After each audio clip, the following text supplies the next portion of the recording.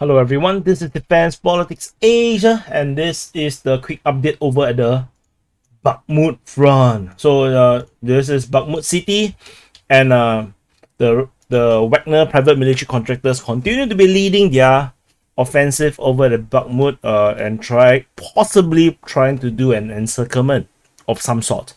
And so the most significant changes to the front line is that the Wagner forces, or the Russian forces, have managed to capture from this line to now this line. So the Wagner forces or Russian forces have managed to capture the aerodrome at this region here, and they also have been seen on the video footage capturing the T-34 monument over here. They planted the Wagner flag and they have pushed all the way to the river, the Bakhmutovka river. However, the same cannot be said at the bottom because the Russian forces are still attacking in the southern side of or the southeastern part of Bakhmut, and also from the south they are still attacking from the Pitney direction. So let's go closer.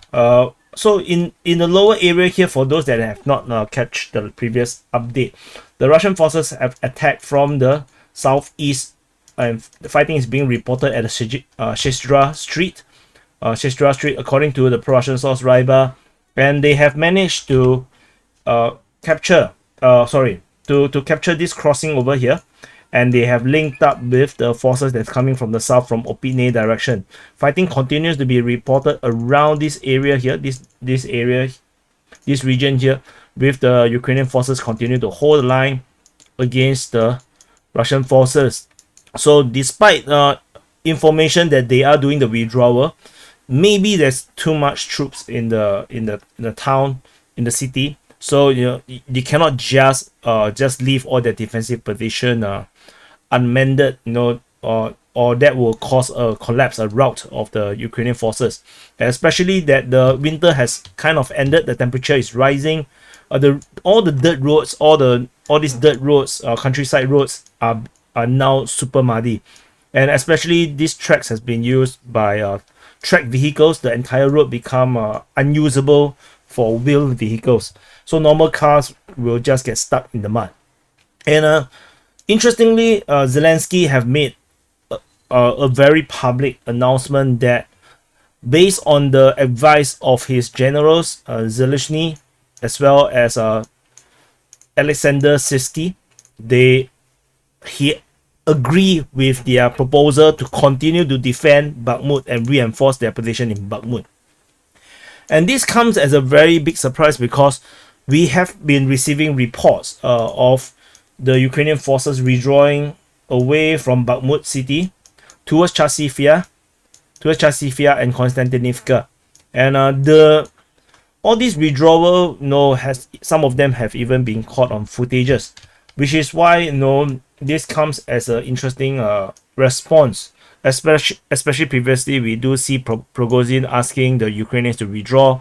I'm not sure if the taunt by Prigozhin, the Wagner boss, have got to Zelenskyy, and that Zelenskyy insisted on the holding of Bakhmut. So my own feeling is that the commanders wanted a withdrawal from Bakhmut. This is my opinion. And Zelenskyy just simply throw them under the bus and publicly say that they are the one who advised him to stay and defend Bakhmut. I think this is the likely scenario, because as military commanders, I don't think, if you look at the strategic situation, how could this look like something that you want to defend? So especially with the Wagner forces pressing on multiple sides. So this looks extremely unusual. So anyway, it's up to interpretation. You can make your own interpretation. My interpretation is just that there seems to be some kind of conflict between Zelenskyy and his military commanders. And the Ukrainian forces continue their counter-offensive over in the Ivanivsky region, continue to push the Russian forces back. And in fact, according to the pro-Ukrainian source Deep State UA, their mapping is even more aggressive. This is the front line that they have mapped which means that the Ukrainian forces have counter-attacked so much that they have pushed the Russians all the way back to this line. However, this is not acknowledged by the Russian sources. The pro-Russian sources continue to map it in this way, and the Russian forces is also reportedly still attacking Ivanytsky, according to the Ukrainian Defense Ministry.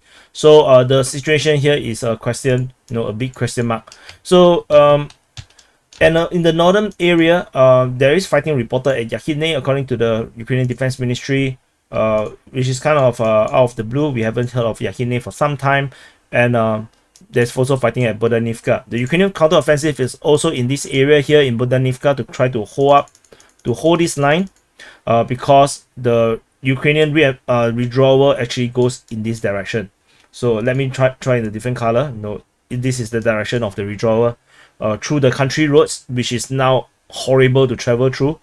And so anyway, this is the quick update over at the Bakhmut front, and so far also Prigozhin, the Wagner boss, also mentioned something about the Ukrainians have messing up forces in the regional towns, and they might be going to launch a massive counteroffensive on the Wagner forces, and the Wagner group is asking for more ammunition from the Russian Defense Ministry, which the Russian Defense Ministry refused to give, and he reiterated the call for the ammunition, and he have some not so kind words for the Russian military, saying that basically trying to say that we are all in part of the same team, and he have no political ambition. He just want to fight for Russia. So let's see how this drama unfold. We have a potential internal conflict on the Ukrainian side, and then we have a openly public internal conflict on the Russian side.